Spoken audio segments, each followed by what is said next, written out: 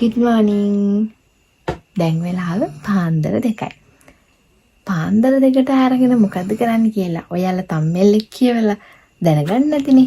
එහෙනම් අද දවසේ වෙන දේවල් කොහොමද වෙන්නේ කියලා මහත් එක්ක ගිහින් බලමු. එහෙනම් දිගට වීඩියෝ එක බලන්න. මුලින්ම අවශ්‍යකත් ආගෙන අවශ්‍ය කරන බඩුත් අරගෙන හැමෝම නැගිටවගෙන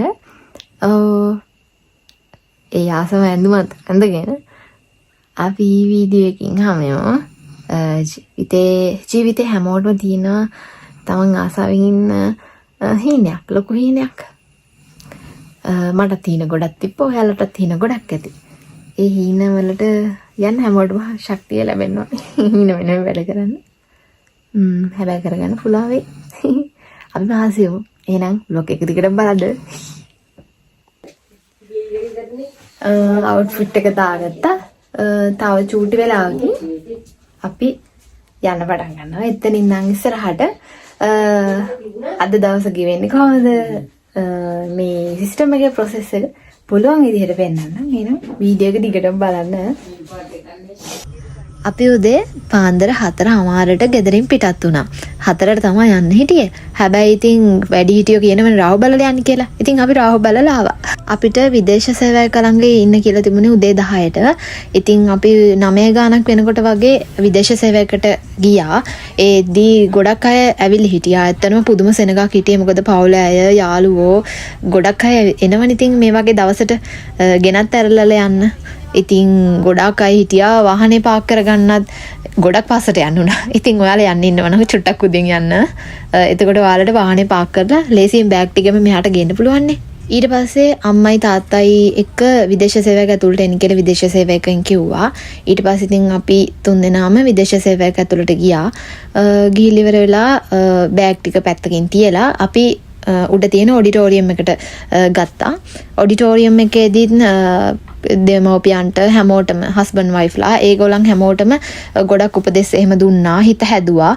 ඉතින් විදේශ සේවයකින් ඒ කරපු වැඩේ ගැන නම් ගොඩක් සතුටු වෙනවා. මොකද එතකොට දෙමව්පියන්ගේ හිත උනත් හැදෙනවා, අපේ හිත උනත් හැදෙනවා. ඉතින් ওই විදිහට අපේ නම කතා කරලා අපිට අපේ නේම් කාඩ් එකකුයි ඒ වගේ පොඩි දේවල් ටිකක් දුන්නා. ඉතින් ඔතනින් පස්සේ ටික හිතට දැනෙන්න ගත්තු දේ කියාගන්න බෑ. අපි බලමු ඉස්සරහට මොකද වෙන්නේ කියලා. සතුට දුක මුසු වෙච්චි ලස්සන දවස් දෙකක්. එහෙම දවස් ඇත්තටම ජීවිතේට එන්න ඕනේ. දරා ගන්න පුළුවන් වෙන්න. ඇත්තටම ගෑල් ළමයිද පිරිමි ළමයිද කියලා අදාළ නැහැ. මොකද ජීවිතේ මේ වගේ කඩේම හැමෝටම එනවනේ. ඊට පස්සේ අපි බස් එකෙන් එයාපෝට් එකට යන්න ගත්තා. දැන් නම් උනේ හිනාව ටික අඩු වෙනවා. එහෙම තමයි ජීවිතේ නේද? ටික ළඟට එනකොට අම්මලත් පිටිපස්සෙන් එනවා කිව්වා වාහනේ. බයි හිතුණා එයාපෝට් එක ඇතුලේදී ආයි හමුණ ගහන්න ලැබෙන්නේ නැති වේද කියලා. වෙලාවෙ එහෙම වුණොත් ඒත් ඉතින් එයාලත් හම්බ වුණා. ඇත්තටම අම්මලා තාත්තලා දාලා එනකොට ඒ දැනෙන දේ විඳින්න ඕනෙම කියලා එකක් නැහැ. හැබැයි ඒ දේ චුට්ටක් අමාරුයි. ඊට පස්සේ එයාපෝට් එකට ආවා.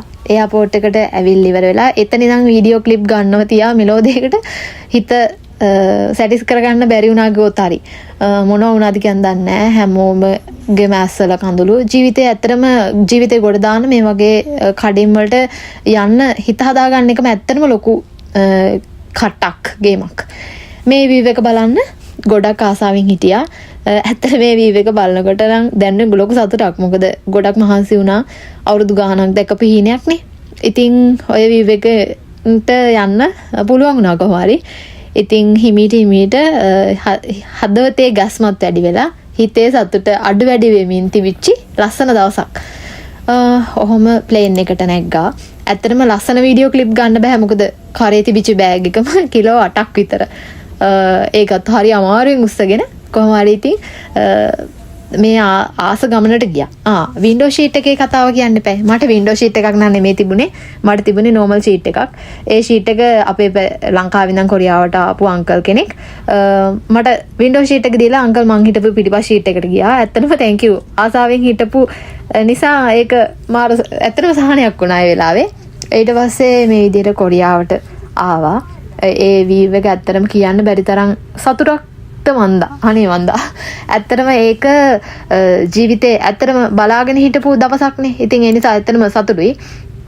හෙමීට ගෙදර අයකින් වෙන් වෙලා ආස කරන හීන රටට පය තිබ්බ කිව්වොත් හරි. ඉතින් ජීවිතේ දිනන්න කියලා හිතාගෙන ඉස්සරහට දීපු අඩිය මේ විදිහට මුල්ම වීව් එක ඇත්තටම ඒක මුල්ම වීව් එකනේ. ඉතින් ඒ සතුටත් හිතේ තියාගෙන හිතේ ලොකු කුතුහලයකුත් තියාගෙන ඉස්සරහට ගියා. ඊට පස්සේ මේ විදිහට අපිව ගන්න ආවා එයාපෝට් එකෙන් එළියට යනකොටම ආවා ට්‍රේනින් සෙන්ටර් එකේ සර් ඇවිල්ලා අපිව බස් එකක ට්‍රේනින් සෙන්ටර් එකට එක්කගෙන ගියා. ට්‍රේනින් සෙන්ටර් එක ඇතුලේ නම් ගොඩක් ලොකු වීඩියෝ ක්ලිප් ගන්න බැරි වුණා. මොකද එතන අපි තැනට අලුත් රටට අලුත් විදිහට අලුත්. ඉතින් ඒ නිසා එහෙම වීඩියෝ ක්ලිප් ගන්න පස්සෙන් ගියේ නැහැ. ෆොටෝ වීඩියෝස් ගන්න ඉතින් එච්චර ෆෝකස් කරේ නැහැ. ඇත්තටම ලස්සන රටක් පුදුම තරම් ලස්සනයි.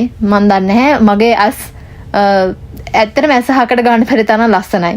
ඉතින් ඔයාලත් ඔයාලගේ හීන හැබෑ කරගන්න මොනව හරි කරලා තමන්ගේ ආස හීනවලට යන්න මහන්සි වෙන්න. plan B එකකුත් එක්ක වැඩට බහින්න. එහෙනම් හැමෝටම ජය වෙන්න ඕනේ. හැමෝගෙම හීන හැබෑ වෙන්න ඕනේ.